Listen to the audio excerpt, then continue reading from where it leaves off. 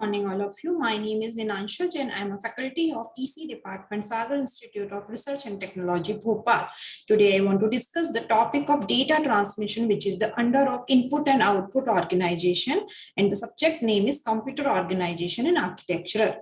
So, first of all, we know about what is data transmission. So, data transmission is the transfer and reception of data over a point-to-point communication.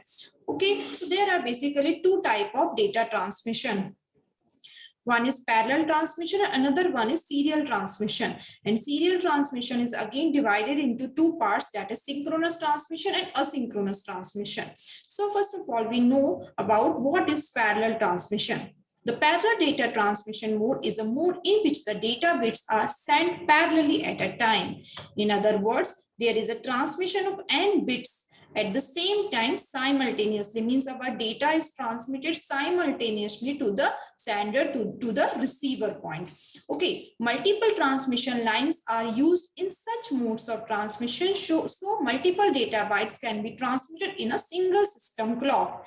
This mode of transmission is used when a large amount of data has to be sent in a shorter duration of time. It is mostly used for short distance communication, means our parallel transmission is used for short distance communication. For n bits, we need n transmission lines. The complexity of the network increases, but the transmission speed is high. This is the main advantage and disadvantage of our parallel transmission. Here, this is the main diagram of parallel transmission. Here, 8-bit data is parallelly transmitted to the sender to the receiver. Here, basically, there are 8 wires, or we can say 8 lines are used, and each wire is carry 1 bit of information. This is called parallel transmission. Now, advantage of parallel transmission. The advantage of parallel transmission is speed.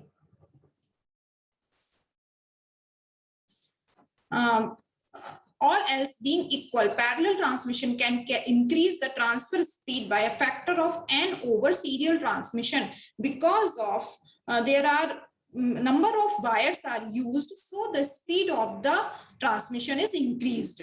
And the disadvantage of parallel transmission is mainly cost of the transmission, because of there are number of wires increase, so the system is very expensive. This is the main disadvantage of parallel transmission. Now for serial transmission. In serial transmission, the bits of a byte are serially transmitted one after another. Means there are number of bits are used, so the data is transmitted one by one. And for transmission of data, their shift register is used. The byte to be transmitted is the first stored in a shift register. First we stored the bits in the shift register, then we transmitted the data one by one. Then these bits are shifted from MSB to LSB bit by bit in synchronization with the clock. Bits are shifted right by one position per clock cycles. For each shifting, each clock cycles are used. As an advantage, only one wire is used in serial transmission between the transmitter and the receiver. And this is the main advantage of our serial transmission. Here, see here the main diagram of serial transmission. Here one is sender and receiver, and only one wire is used for transmission of whole data. Means here 8-bit of data is used, so only for one wire is used, and the data is transmitted one by one. Means first 0, then 1, 0, 0, 0, 1, 1, 0 is transmitted serially. This is called serial transmission. Now for disadvantage and disadvantage of serial transmission. Only one wire is required. This is main advantage of serial transmission. Because of one wire, the reduction in cost in serial transmission. It is the most used method for long distance data transmission. When we use long distance, then we use only serial transmission, because for shorter distances we use parallel transmission, and for longer distances we use serial transmission, just because of one wire.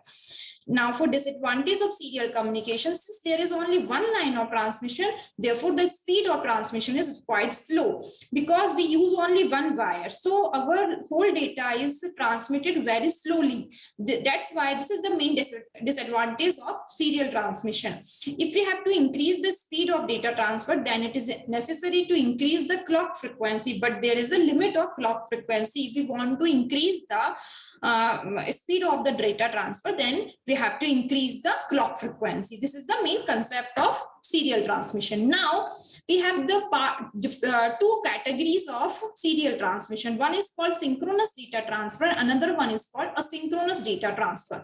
See, this is asynchronous transmission. If we discuss about asynchronous transmission, there is mainly the information can be sent and received as per mutual agreement of the sender and receiver. Basically, in asynchronous transmission, there is one stop bit and one start bit is used, and our data. So in this asynchronous transmission, whole means the start bit, stop bit, and data is transmitted. And if we have different bytes, if we have lots of bytes, then we have to transmit the data one by one. Means first we transmit one byte, then again again we have to transmit for second byte, but between of these two bytes transmission, we have to give some delay, or we can say some gap. We have to give some gap. Asynchronous transmission is used by two bits, namely start bit and stop bit, and this is fixed. 0 is start bit and 1 is stop bit. We send 0 bit to start the communication and 1 bit to stop the communication. There can be time delay between communication of 2 bytes. Only 1 byte is sent at a time. After a gap of time, next byte is transmitted. Okay, the transmitter and receiver may function at different clock frequencies. Asynchronous transmission is mostly used by asynchronous modems. So, advantage of asynchronous transmission: it is flexible data transmission method. Synchronization between the transmitter and receiver is not necessary. It is possible to transmit signals from the sources having different bit rates. The transmission can commence as soon as the data byte to be transmitted become available. This mode of transmission is easy to implement. It is an effective scheme and it is very cheap scheme because of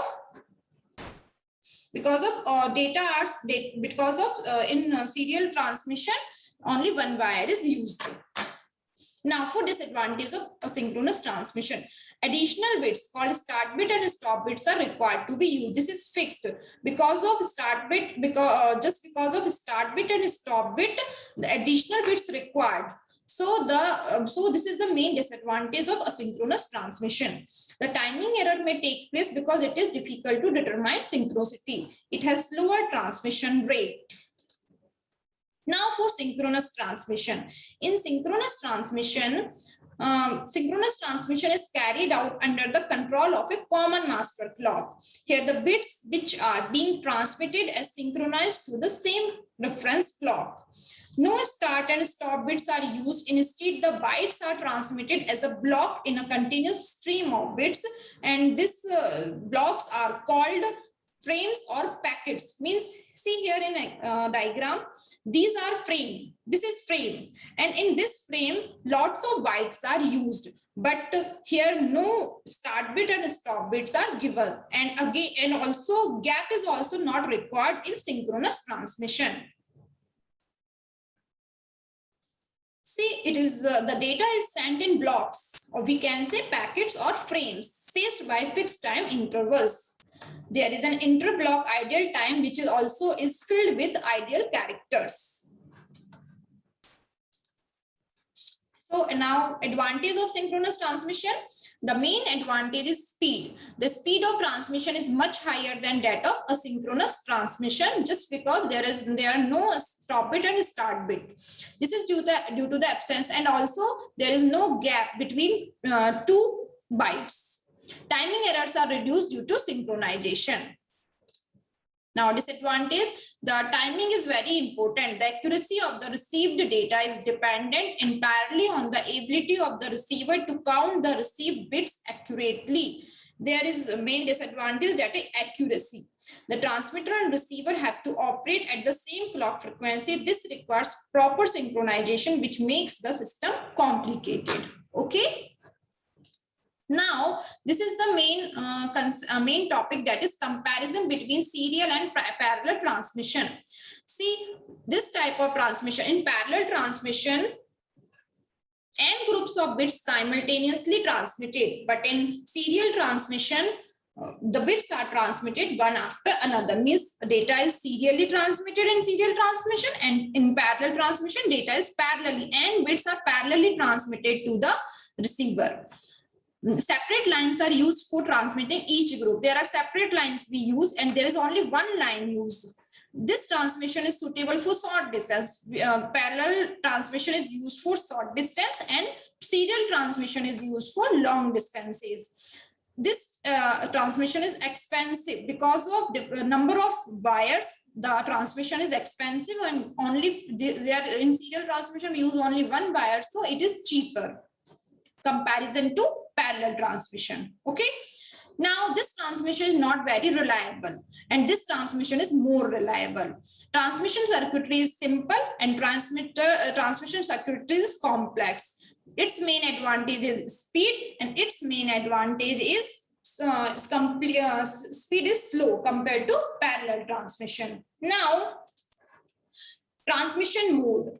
Basically, there are three types of transmission mode. These are simplex mode, half duplex mode, and full duplex mode. So what is simplex mode? The simplex mode is nothing but the transmission of data is only one direction. Means in simplex mode, only when the sender is sending the data, then receiver is only receive the data. Means the direction of data is only one side. It is unidirectional.